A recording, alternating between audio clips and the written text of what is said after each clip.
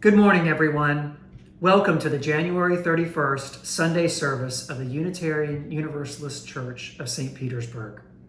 We're the Allens. I'm Courtney. You'll hear from Melissa, Nazira, and Chaitan, and Kaya in spirit as she is away at college.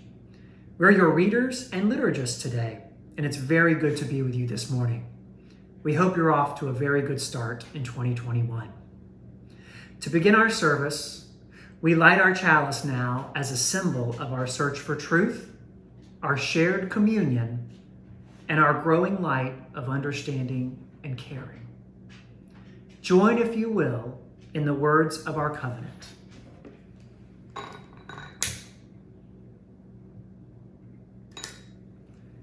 Love is the spirit of this church, and service its law.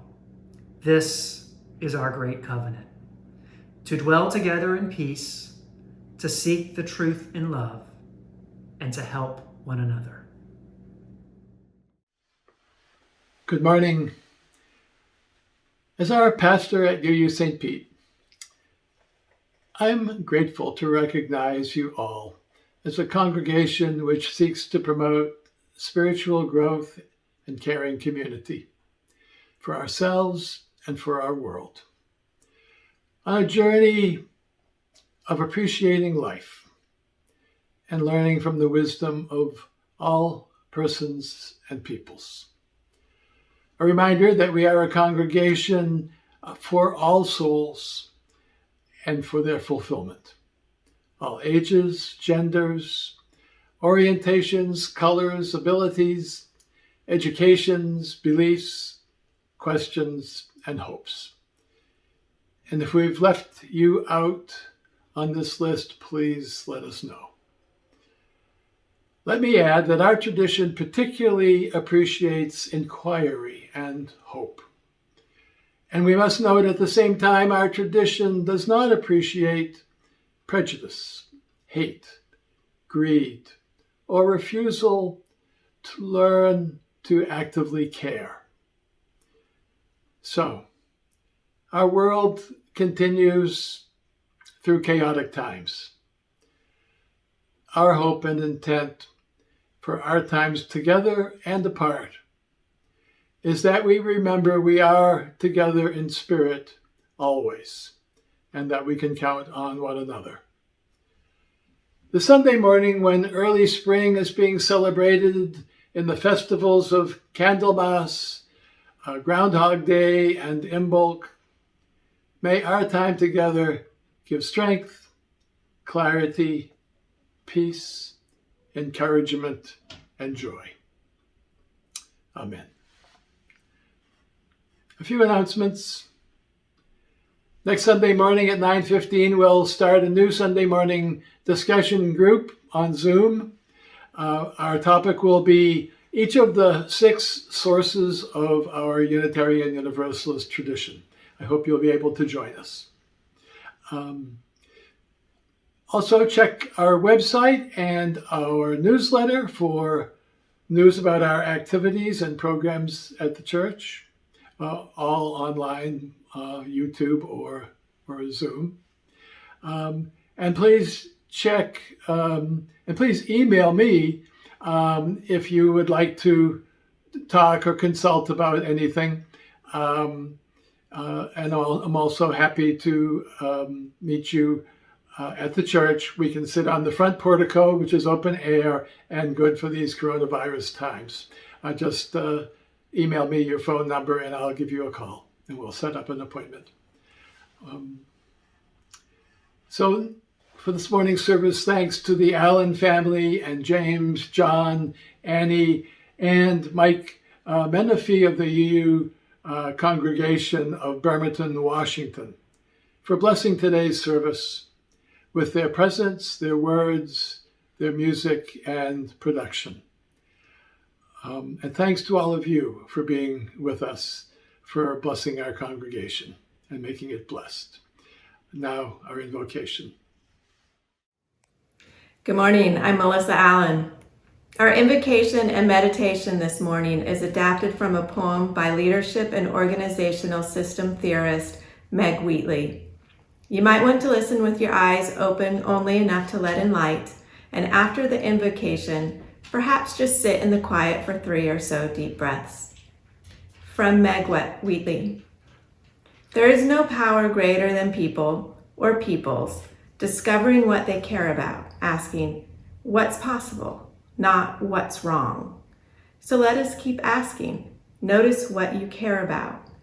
Assume that many others share your dreams. Be brave enough to start a conversation that matters.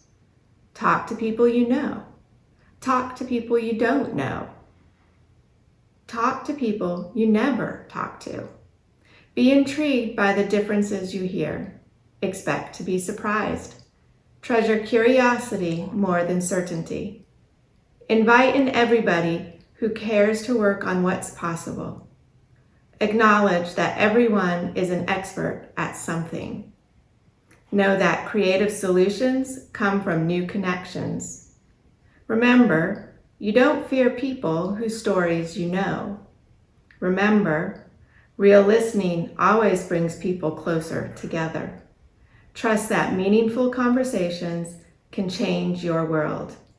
Rely on human goodness and stay together.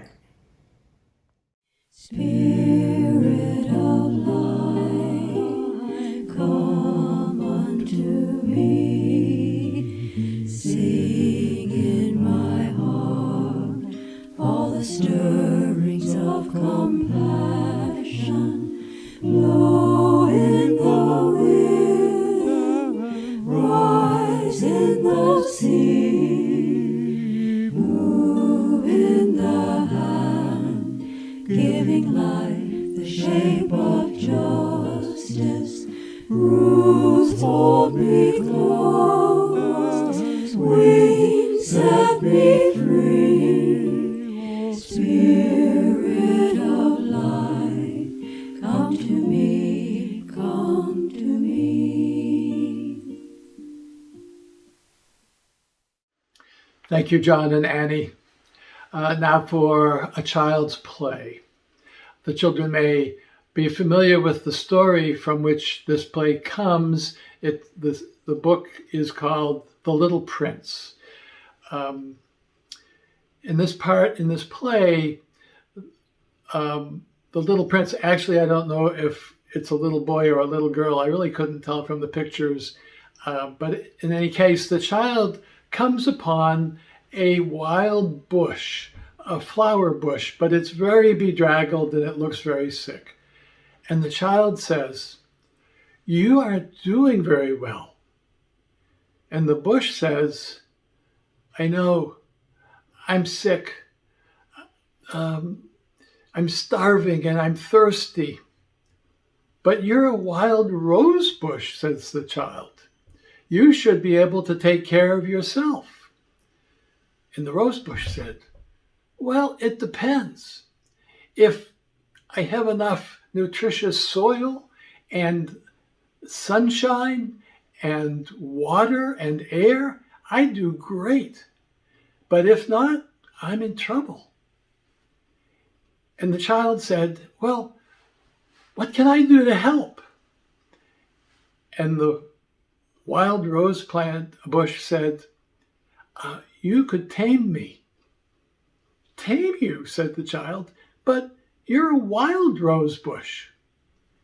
"Exactly," said the wild rose bush with a little sadness, "but if you tame me, if you help make sure I have good soil and good air and sunlight and water, I'll do great, and I'll make you very happy, because whenever you come to visit me, you'll see my beautiful flowers and you'll smell my beautiful bouquet. So that's what the child did. The child tamed the wild rose bush, and the wild rose bush flourished, and it made the whole field into a garden that the child loved.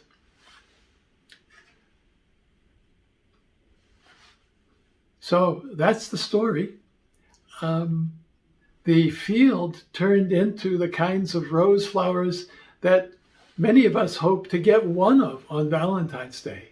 And the child got the whole field. So it's a true story if you think about it. But what does it mean to you? Now, let's share any joys or concerns that we might have this morning. You can share them at home with family. And if you have a particular personal joy or concern this morning, you can add it in the sidebar on our YouTube screen. And if you'd like it noted aloud on a Sunday service, you can send a message to me or our worship committee co-chairs, Dave Mapp or Susan Bernor, and we'll make sure that it gets into the service. Hard times do continue. Please let us know anytime it seems a bit too much, and we can provide some support. I do have a joy to meet a concern of these times this morning, thanks to our UU St. Pete Social Justice Committee's efforts. This morning's offering after the sermon is one of our periodic social justice share the plate offerings. The extra offerings today, that is those that aren't part of our regular pledges, are allocated half to our Social Justice Committee's UU's Helping People programs and half to the support of the operation of the church. Our UU's Helping People's contributions will go this month to the St. Pete Free Clinic's Family Residence Center, where unsheltered families are housed and provided with intensive navigation services to help them overcome the barriers of obtaining permanent housing. In the last year, 98 families received support from the Free Clinic Family Residence Program.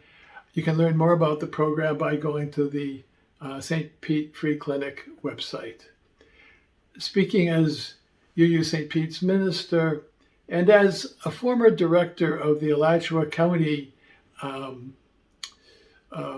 Coalition for the agencies helping end homelessness in Alachua County, this is a project that I think my stimulus check will go to this Share the Plate contributions today. The need has never been greater. And I'd say that the joy of giving has seldom been simpler or more dear. Now our readings for the morning. Good morning, it's Melissa again. Our first reading is from Hannah Arendt, writing on the Watergate hearings in 1974. To comply with evil, the people need not close their ears to the voice of conscience, if their conscience speaks in the common voice of a deluded society. Under conditions of commonplace conformity, as well as under conditions of terror, most people have complied, but some will not. It was not just that the people of Denmark refused to assist in implementing the Nazis' final solution, contrary to what so many other conquered peoples had done. It was also that when the Reich cracked down and decided to do the job itself, it found that its own personnel in Denmark had been infected by the Danish refusal and were unable to overcome their own human aversion as their peers in more cooperative areas had done. The lesson of the countries to which the final solution was proposed is, it could happen in most places, but it did not happen everywhere.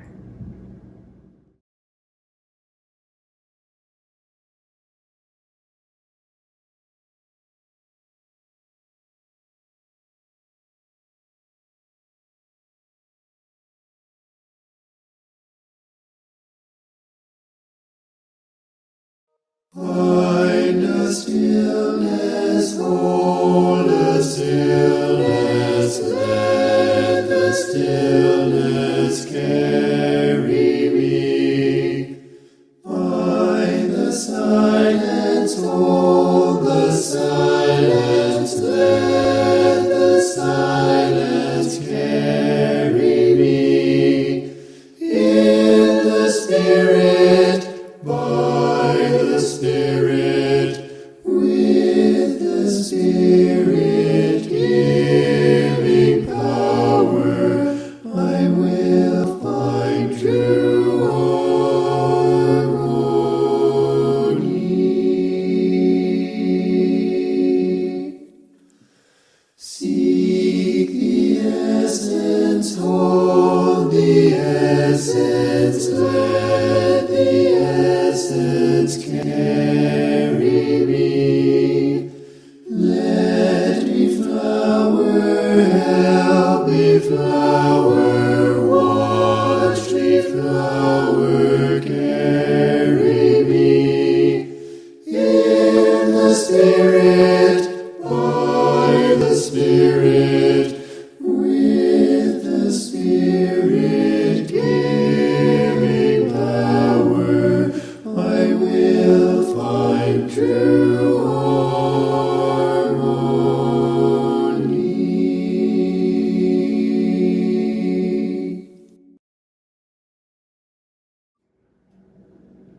Good morning, I am Nazira Allen. Our second reading is the Covenant of the Congregations of the Unitarian Universalist Association.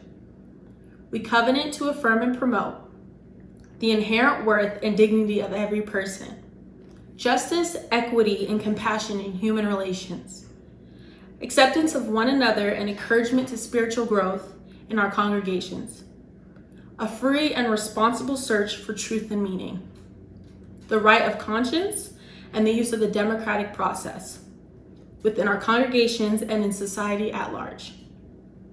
The goal of world community with peace, liberty, and justice for all. Respect for the interdependent web of all existence of which we are a part. Is spirituality important? That is the question for my sermon today. My answer is, if a large, active majority of the world does not grow a great deal more in spirit, the prior devastations and agonies of the world throughout human histories and societies will seem child's play. But there is hope. I would define growing in spirit to mean developing our inborn potentials for living safely and happily in the world. And those potentials I see as summarized in two. One, to grow in understanding of life. And two, to grow in caring for life. Understanding life and taking care of it. Understanding and caring. I would define spirituality as one's practice for growing one's spirit in understanding and care. That's what is and always has been the one thing required for humankind to thrive and, at this point, to even survive. The practice of spiritual growth, so we come to understand and care for life in all its dimensions of self, others, and source. Not a spirituality that defines spirit as something supernatural, disembodied and separate from the natural world, constraining and even destroying life's wealth of natural possibilities. rather a spirituality that helps fulfill our real innate potentials for understanding and caring for and for blessing life. In this, there is hope. Given the dominance these past 4 years and ongoing of what we might call spiritual shortfall or waywardness or spiritual perversion, some might question that there is hope. And these 4 wayward years are nothing new on the earth, just more obvious and obscene. The holders of wealth and power in almost every time and every society have separated themselves physically and spiritually, and have exploited the multitudes by misshaping dependencies, ideologies, tribalisms, and militaries to serve as levers to move the people where they want them.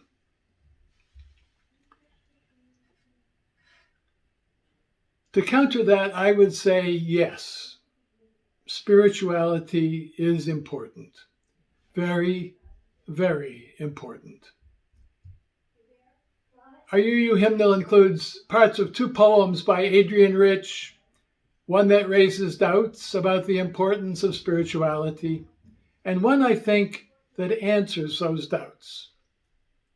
In the first, Rich writes, "No one ever told us we had to study our lives, make of our lives a study as if learning natural history or music.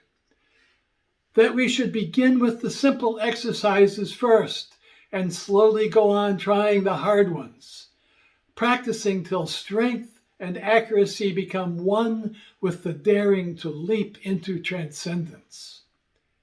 And in fact," she says, "we can't live that way. We take on everything at once.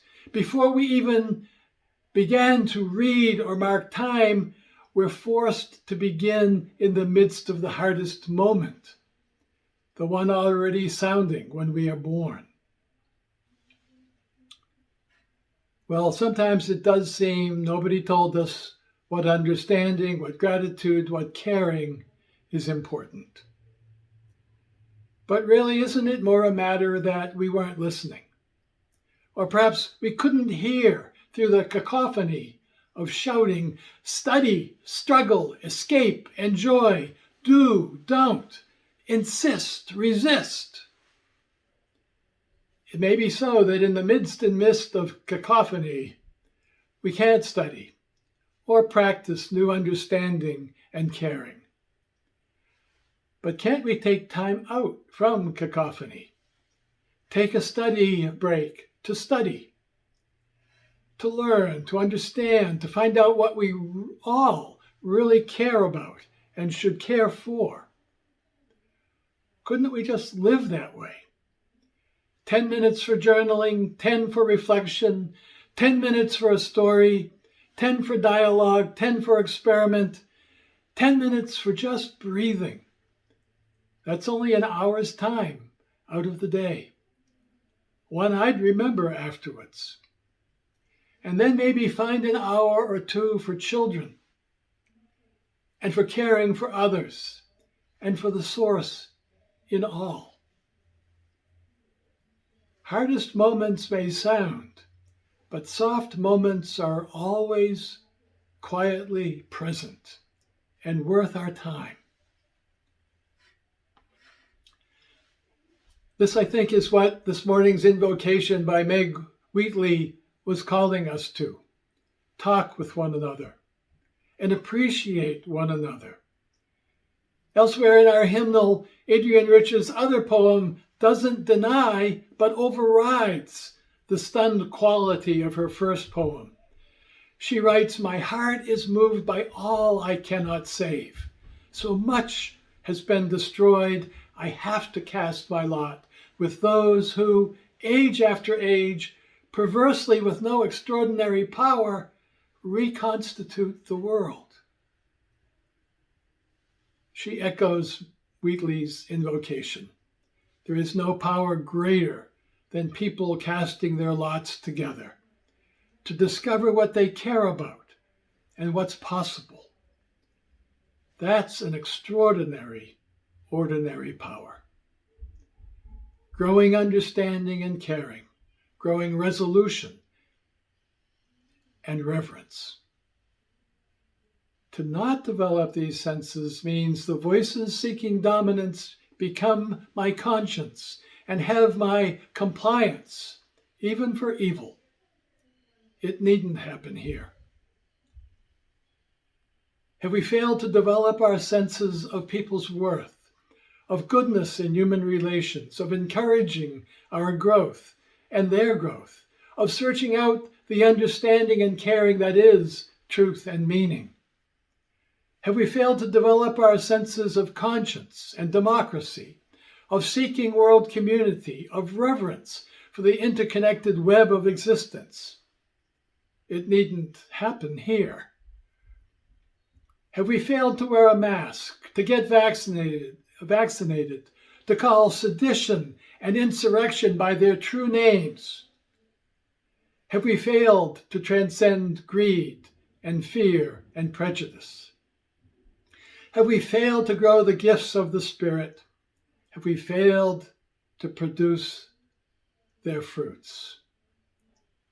It needn't happen here. And that is why we are a church and why we ask others to join. It takes a community. It takes a whole community to make a garden flourish. Our whole ecosystem with us as the flowers and the fruit. If we do not take spirituality seriously, for the sake of the human spirit in ourselves and in humankind, and for the sake of the spirit in all earthkind, then joy will die, and fulfillment will continue to be a fading mirage.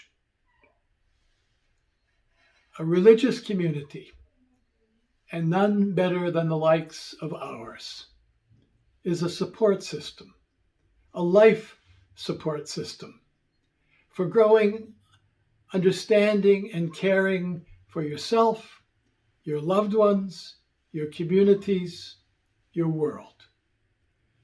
Spirituality is salvational, and we can all make that be what happens here and here. Amen. To keep our congregation thriving, may we remember our connection to one another, and let us not forget our offerings to support the means for those connections. As you listen to our brief offertory, please click on the eye in the upper right-hand corner of your screen to make a contribution. You can also donate by the Give Plus app, our webpage under the Giving tab, or sending a check to the church office.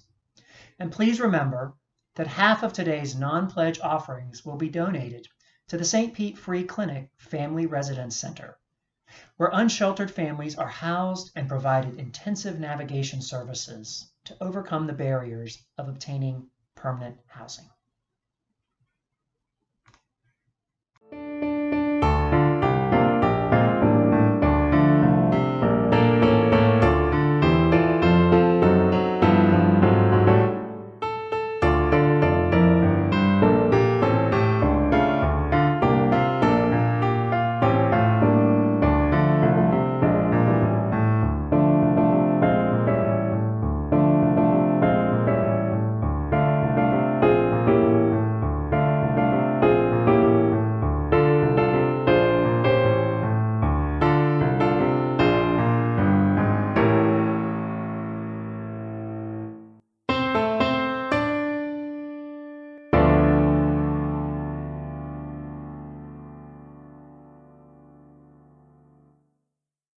Some words of blessing as we prepare to go, adapted from one of Adrian Rich's poems.